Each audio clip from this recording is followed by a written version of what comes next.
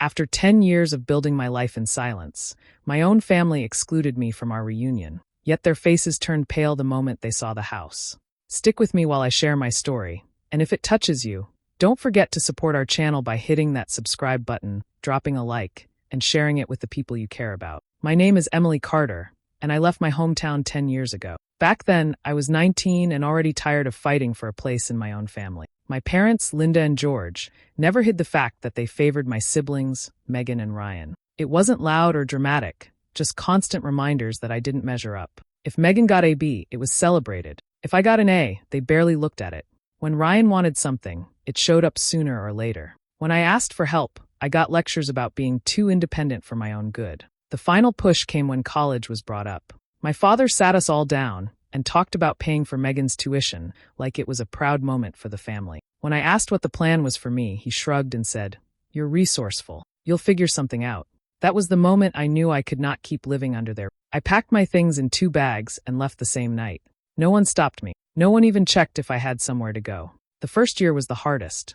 I slept on a friend's couch for a while, then moved to a shared basement room with 2 other girls. I worked in a small diner during the day and cleaned offices at night. Every dollar I saved went toward rent and food. I didn't call home, and they didn't call me. I thought maybe my leaving would make them realize something, but nothing changed. With time, I learned new skills and took small risks. I found work with a construction crew that remodeled old houses. The pay wasn't much at first, but I watched everything, from how they measured walls to how they negotiated deals. When the boss trusted me enough to manage a project, I took the chance to prove myself. I didn't have anyone cheering me on, but I had something stronger, a promise I made to myself the night I left. I would never depend on them again. As the years passed, I stopped waiting for apologies or recognition. I focused on saving money, working hard, and staying quiet.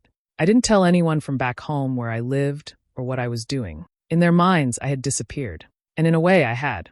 I built my life far from their opinions and expectations. They didn't know where I was, and I preferred it that way. I thought staying silent would keep me safe from the old hurt, and for a long time, it did. I never planned on going back, but life has a way of circling around when you least expect it. I had no idea that one day I still remember the night I left home. I was 19, sitting at the dining table while my father talked about Megan's college plan. He said he would cover all her expenses and that it was an investment in the right child. He didn't look at me when he said it. My mother just nodded like it was already decided. I asked if they planned to help me too, and my father barely paused before saying, "We can't afford everything. You're strong enough to manage on your own." That sentence stayed in my head for weeks. I went to my room, packed 2 bags, and walked out without making a scene. No one followed me. No one asked where I would sleep. I drove around for hours with no plan and ended up parking behind a grocery store. That first night in my car didn't feel real. I kept thinking someone would call, but my phone stayed silent. The next morning, I got up early and went to the diner where I had a part-time job. I asked the manager if I could take extra shifts. She didn't ask why. She just said yes. At night, I cleaned offices with a small company that paid in cash. I changed clothes in gas station bathrooms and kept most of my things in the trunk. Some nights were cold, and I would keep the engine running just to stay warm. Other nights, I didn't sleep at all. After a couple of weeks, one of the waitresses mentioned a cheap room someone was renting. It was small, with one window that didn't close right and a mattress that smelled like dust, but it was better than sleeping in the back seat. I paid the landlord in cash every Friday and tried not to think about what I left behind. My family almost never called. If they did, it was short and awkward. My mother once asked if I was doing all right, but before I could answer, she said she had to go. Megan called once to brag about her dorm and classes. She didn't ask where I was living. Ryan didn't bother with a single message. I learned quickly how to manage on my own. I bought cheap food, saved whatever I could, and ignored the loneliness when it hit too hard. There were nights I wanted to drive back, just to sleep in my old bed for a few hours, but pride stopped me every time. I told myself that if they didn't want me around when I needed them, they didn't deserve to see me when things got better. Every day back then was about survival. I didn't have time to cry or complain. I just worked, slept, and tried to stay invisible. What hurt most wasn't the struggle. It was knowing that none of them cared enough to check if I was eating or safe. They assumed I would figure it out, and I did, but not because of them. I got through those days with no help, no guidance, and no one waiting for me at the end of the day. That kind of silence changes you. Absence would bother them more than my presence ever did. 10 years went by, and I built my life far away from the Carters. It didn't happen overnight, but step by step, I found my footing. After working with the construction crew for a while, I learned enough to start taking small projects on my own. At first, I helped repair kitchens or remodel bathrooms in old houses. I charged less than most contractors just to get experience and build a name for myself. When I finally saved enough money, I bought my first rundown house. It wasn't big, and it needed almost everything fixed: wiring, flooring, walls, roof. I did most of the work myself to save on costs. I watched videos, asked questions on job sites, and made mistakes I had to learn from. When I sold that first house, the profit was more than I made in months of regular work. That sale changed everything for me. I bought another property soon after, then another one after that. Each time, I got smarter about what to fix, what to leave alone, and how to negotiate with buyers. I didn't use the name Carter for any paperwork or contracts. I went by Emily Hayes, a name no one in my family would recognize. I didn't want anyone connecting me to the past. I wasn't hiding out of shame. I just didn't want them showing up when things started to look good. As the years passed, people began to trust my work. Some saw the before and after photos and recommended me to others. I built a small team of workers who respected me and understood how I liked things done. No one asked about my personal life, and I didn't offer detail. Work became my focus, my protection, and in a way, my identity. I invested carefully, flipping one house at a time until I could handle more than one project at once.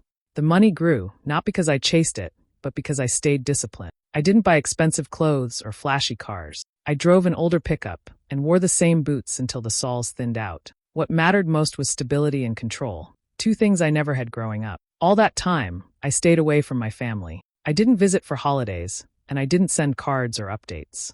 I knew how they operated. They cared only when there was something to gain. If I had come back too soon, they would have asked questions, not out of concern, but curiosity or judgment. So I stayed silent and let the distance grow. Sometimes I heard bits and pieces from people who still lived in my hometown. They said Megan got a good job through one of Dad's friends, and Ryan moved back home after dropping out of school. My parents were still the same, proud of their promising children and pretending I was a difficult memory. None of that surprised me. I built my life without expecting a single thing from them. I became someone they wouldn't recognize, someone who didn't wait for approval or permission. And I was fine keeping it that way. I didn't owe them explanations, visits, or updates. They made it clear long ago that. I found out about the family reunion by accident. One of my cousins, Jenna, still had my number from years ago. We weren't close, but we never had any problems with each other. She forwarded me an email that was sent to almost everyone in the family. The subject line was Carter Family Reunion, Mandatory Attendance. At first, I thought she sent it by mistake. Then I saw my name wasn't on the original list.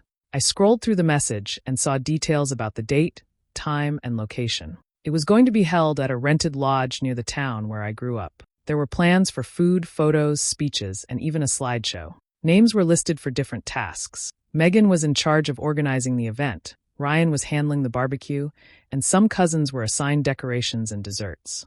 My name didn't appear anywhere. At the bottom of the email, there was a short note from Megan to the rest of the family. She wrote, "I didn't include Emily because she probably wouldn't fit in anyway. She always made things uncomfortable." It wasn't a surprise, but reading it still hit something inside me. It wasn't anger at first, just a cold reminder that they still saw me the same way they did 10 years ago. Like I was someone unwanted, someone better left out. Jenna added a message when she forwarded it. She said she thought it was wrong not to invite me and that she wanted me to know what was happening. She didn't pressure me to come or ask for details. She just said, "You deserve to be included whether you go or not." It was a small sentence, but it felt more genuine than anything I'd ever gotten from my immediate family. I read the email twice before closing it. The words didn't surprise me, but they confirmed what I already knew. Nothing had changed. In their minds, I was still the outsider, the one who left, the one who didn't belong. They hadn't asked where I was, if I was okay, or how I was living. They just erased me like I had never existed. For a while, I sat in silence, thinking about the girl who used to hope they would notice her absence. That girl used to wonder if they missed her. Now all I felt was distance. I didn't cry or get angry. I just let the truth settle in. They built an event around family, and didn't consider me part of it. But underneath that calm, something else started to take shape. Not revenge, not sadness, just a decision. I didn't need their invitation to know my worth. They had no idea who I had become. They were still looking at the version of me they thought would fail. I didn't respond to Jenna right away. I just saved the email, closed my laptop, and went on with my day. But a thought stayed in the back of my mind. They might be done with me, but I wasn't done with what needed to be faced. I wasn't part of their plans, so I made sure they weren't part of mine either. When I finished reading the reunion email, I didn't get angry. I didn't cry or try to defend myself. I'd already spent too many years trying to prove my worth to people who never cared to see it. This time, I chose not to react with emotion. I chose to act with clarity. I didn't plan on showing up to argue or demand a seat at their table. I didn't want reconciliation. I wanted closure, my own kind, not the kind that needed their approval or acknowledgement. Going back wasn't about joining them. It was about finally facing the part of my past that no longer had power over. A few weeks before that email came, I had closed on a property near the edge of town. It was an old farmhouse that had been abandoned for years, sitting on several acres of land with a long driveway and a view of the hills. Most people wouldn't have looked at it twice when it was listed. The windows were broken, the paint was peeling, and the porch leaned to one side. But I saw potential the moment I stepped inside. I bought it under my company's name, Hayes & Company. Restorations. No one connected that name to me or to the Carters. The house needed work, new floors, new roof, fresh siding, plumbing repairs, everything. But I'd flipped worse properties before. I hired my team, and we got to work. It wasn't about selling this one. It was the first house I bought knowing I would live in it. By the time I got that reunion email, the restoration was almost complete. The walls were freshly painted. The kitchen was modern but simple. The stairs had been rebuilt, and the porch was sturdy with clean white railing. The land around it was mowed and cleared, and the old barn had been repaired enough to use as storage. It wasn't a project anymore. It was home. No one in my family knew about it. They still pictured me the way they left me, struggling, forgotten, probably renting a small apartment somewhere far away. They never imagined I could build something bigger and quieter than anything they ever gave me. After sitting with the email for a day, I made up my mind. I would be in town the weekend of the reunion, not to attend their gathering or make a scene, but to be present in my own way. I didn't need an invitation or their acceptance. I just needed to walk back into that place on my own terms. I made a list of final things to fix before moving in: new light fixtures, curtains, furniture delivery. I arranged for everything to be ready the week of the reunion. There was a calmness in planning it. Not revenge, not spite, just certainty. They thought excluding me would keep me away. They thought I wouldn't fit in. The truth was, I had outgrown the place they tried to keep me in. And for the first time in my life, going back didn't feel like returning to them. It felt. The day of the reunion came quietly. I woke up early, packed a small bag, and drove into town like I was just running an errand. There was no rush, no second-guessing, no nervous thoughts. I knew where the event was being held, a rented hall near the edge of the main road, the kind people used for weddings and holiday parties. As I approached the building, I saw a long row of cars lined up along the parking lot and grass. I recognized several of them right away. My father's old silver SUV, Megan's dark blue sedan, and the tan minivan my parents bought for Ryan back when he couldn't afford his own. It was strange seeing them all in one place after so long, but it didn't shake me. I didn't stop. I just slowed down enough to make the turn past the entrance. The windows were open, and I could hear laughter, music, and voices spilling out into the air. A few kids were running around near the sidewalk. Some of my cousins were standing near the doors, holding drinks and chatting. I saw Jenna among them. She looked surprised for a moment when she spotted my truck, but she didn't look away. Two of my other cousins, Liam and Caroline, turned their heads as I passed. I could tell they recognized me even though it had been 10 years. One of them nudged the other, and they both whispered something while watching my car roll by. Their expressions weren't angry or mocking, more like shocked, maybe even curious. I saw Megan standing near the entrance, checking something on a clipboard. She looked up at the sound of cars passing. For a second, her eyes met mine. Her body went still, and I could tell she knew exactly who I was. But instead of reacting, she turned her head like she hadn't seen anything at all. She forced a smile at someone beside her and kept pretending I was invisible. I kept driving. My hands were steady on the wheel, and I didn't feel the need to slow down or make a scene. There was no reason to confront anyone, no reason to stop and ask why I wasn't invited. I had already accepted the answer years ago. As I passed the hall and drove toward the road that led to my farmhouse, I felt a strange kind of peace. Not joy, not sadness, just a calm stillness. Seeing them all there didn't hurt like it once would have. It just confirmed what I already understood. Their version of family had never included me. I didn't check the mirror to see who was still watching. I didn't need to. I knew whispers would start the moment I was out of sight. People would ask Megan if that was really me. Some would ask where I'd been, what I was doing, why no one told them I was coming back. Megan would either dodge the questions or pretend she didn't care. But I wasn't going there to be seen by them. I was going home, to the life I built without any of their help. And for the first time, driving past them didn't make me feel small. It made me feel free, like returning to something I had created for myself. After passing the event hall, I didn't go straight to the farmhouse. I stopped at a small cafe in town to grab a coffee and gather my thoughts. I wasn't hiding, and I wasn't rushing anything. About an hour later, I sent a simple message to Jenna, the cousin who had forwarded me the reunion email. I told her I was in town and that if she wanted to stop by my place after the event, she was welcome. I didn't give details or an address yet, just an invitation. She responded quickly, surprised but warm. She asked if she could bring her husband, Mark, and I told her that was fine. I also messaged Caroline, one of the cousins who saw me driving by. We'd never been especially close, but she was never cruel or dismissive like the others. I told her the same thing. If she wanted to visit after the reunion, she could. She replied with a short, "I'd like that." Thank you. I didn't invite anyone else. I didn't need a crowd. I only reached out to the ones who had never treated me like a problem. Word must have spread fast after that, because before long I noticed the shift. Jenna later told me that when she quietly mentioned she was meeting me afterward, a few relatives overheard. Someone asked if I was staying in a hotel. She said no, I had a place nearby. That was all it took. Curiosity started moving through the room like smoke. People began asking questions without asking directly. Someone wondered aloud if I still lived out of state. Another joked that I probably rented a little space somewhere. They said it like a safe assumption, like they were sure I hadn't built anything on my own. But as soon as someone mentioned seeing me drive past, others perked up. Liam told a group that I still looked different but confident. Caroline admitted she was going to see me later. That's when the tone shifted. Someone asked her where I lived now. She said I had a place not far from town. She didn't give details, but the idea alone stirred something. Megan overheard bits and pieces and tried to pretend she didn't care. She made a comment loud enough for people nearby to hear, something about how I always liked attention, but no one responded the way she expected. By the time the event was halfway through, the gossip had fully taken hold. Some wondered if I'd married and come back with someone. Others guessed I was renting a small house.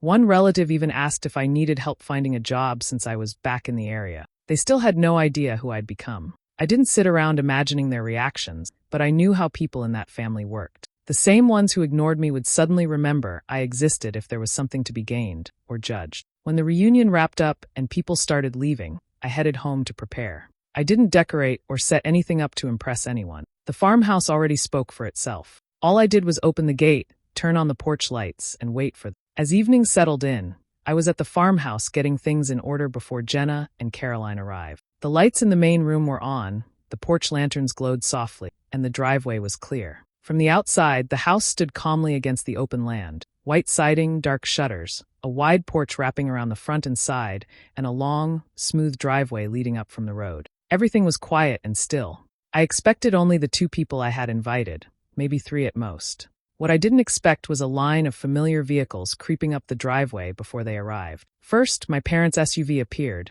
followed by Megan's car and Ryan's van. Behind them were 2 more cars I recognized from cousins who hadn't been invited, but clearly decided to come anyway. No one had called, texted, or asked permission. They all just showed up. I watched from the front window as the cars slowed to a stop.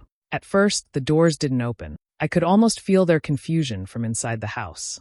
They had driven up expecting to find a small rental, maybe an apartment over a garage or a worn-down duplex tucked behind trees. Instead, they were staring at a house bigger and cleaner than anything they imagined I could own. The porch railings were newly painted, the wood polished, and the steps even and wide. The lawn was trimmed and lined with fresh gravel along the edges. The driveway looked like it had been poured only weeks ago because it had. Lighting along the path glowed without being flashy. Finally, the first door opened. My mother stepped out slowly, as if unsure she was in the right place. She looked at the house, then at my father, who just stared ahead with a puzzled expression. Megan climbed out next, adjusting her coat and squinting toward the windows. Her mouth moved, but I couldn't hear what she said. Ryan got out and stood beside the van, hands in his pockets, glancing around like he was trying to make sense of it all. 2 other relatives, an aunt and a cousin, got out of the last cars, both whispering while they took in the porch, the size of the house, and the land around it. No one walked forward right away. They just stood there, unsure if they should approach the front door or wait for someone to appear. I didn't rush out to greet them. I didn't wave or call to them. I let them take in the view and wonder how and why I was here. For years, they had pictured me as someone barely holding herself together, someone who would avoid being seen, someone dependent or struggling. They expected a place that matched the version of me they created in their heads. Instead, they were met with something that didn't fit their assumptions. A house I owned, a place I built, a life they had no hand in. The silence outside stretched longer than they expected. Some of them took a few steps closer, as if still trying to decide whether they had the right address. I stayed calm and waited. They came without asking, and now they had no choice but to stand on the outside of something they never believed I could have. Knock on the door from the few I had actually chosen. I waited a moment before stepping outside. When I opened the front door and walked onto the porch, every head turned toward me. The porch light fell across my face, and there was no doubt who I was. Their reactions were almost identical: shock, confusion, and silence. My mother was the first to react. Her mouth opened, but no words came out at first. She looked from me to the house, then back at me, like she couldn't connect the two. When she finally spoke, her voice shook a little. "Emily, you're here?" It sounded more like a question than a greeting. My father didn't say anything at all. He just stared, his eyebrows drawn together. He looked like someone who had walked into the wrong place by accident. For a man who always had an opinion, his silence was louder than anything he could have said. Megan straightened her jacket and put on a smile that didn't look real. She tried to sound casual, like she wasn't surprised. "Wow," she said slowly, looking around. "This is nice." Her eyes kept moving, searching for something that made sense to her. She focused on the porch railings, the new wood, the size of the house.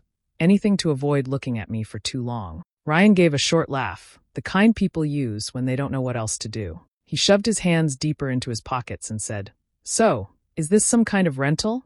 You house-sitting or something?" His tone was half joking, half nervous. One of the aunts who had tagged along stepped a little closer and asked if someone I worked for owned it. Another cousin whispered, thinking I couldn't hear, "Maybe she's staying here for a bit until she finds a place." I didn't raise my voice or rush to explain. I just looked at them and spoke clearly. "I own this house," I said. "I bought it last year and restored it." For a moment, no one responded. My mother blinked like she hadn't heard me right. My father's mouth tightened, but he still didn't speak. Megan's fake smile faded, and she glanced at the windows and porch again as if searching for proof. Ryan looked at the driveway, then up at the roof, then back at me, still unsure what to believe. "You own it," Megan said finally, her voice thin. "Like you're renting to buy or?" "No," I said calmly. "It's paid for, and the restoration was done through my company." My mother's expression changed again, confused and uneasy. "Your company?" she repeated, like the word didn't belong to me. My father looked down at the steps, then at his hands, still avoiding my eyes. No one seemed to know what to say next. The quiet that followed wasn't peaceful, it was heavy. They were trying to fit this version of me into the image they'd kept for 10 years, and it didn't match. They weren't happy for me. They weren't proud. They were stunned and underneath it, uncomfortable. I didn't fill the silence with explanations or stories. I stood there, steady and unbothered, letting them sit in their own surprise. They came here expecting something small and forgettable. Instead, they had to face the fact that They stood there on the porch, still trying to process what they had seen and heard. After a few long seconds, Megan stepped forward like she suddenly remembered her role. She gave me a smile that didn't reach her eyes and said, "Well, we were actually going to invite you back in. You know, it's been a long time. We should all reconnect." I didn't move. "Reconnect," I repeated, calm and steady. "You all made it very clear years ago that I wasn't part of the family anymore." My mother lifted her chin slightly, trying to act gentle. "Oh, sweetheart, don't say it like that. Things just changed. But we're here now, aren't we?"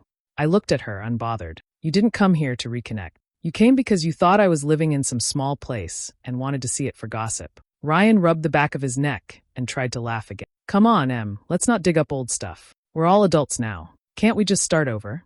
I shook my head.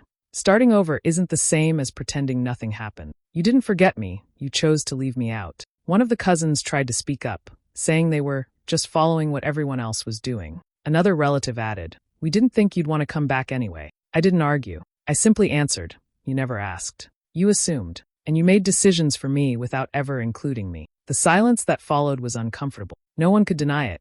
My father finally spoke for the first time since arriving. "Well, we're here now," he muttered, like that should fix everything. I nodded once.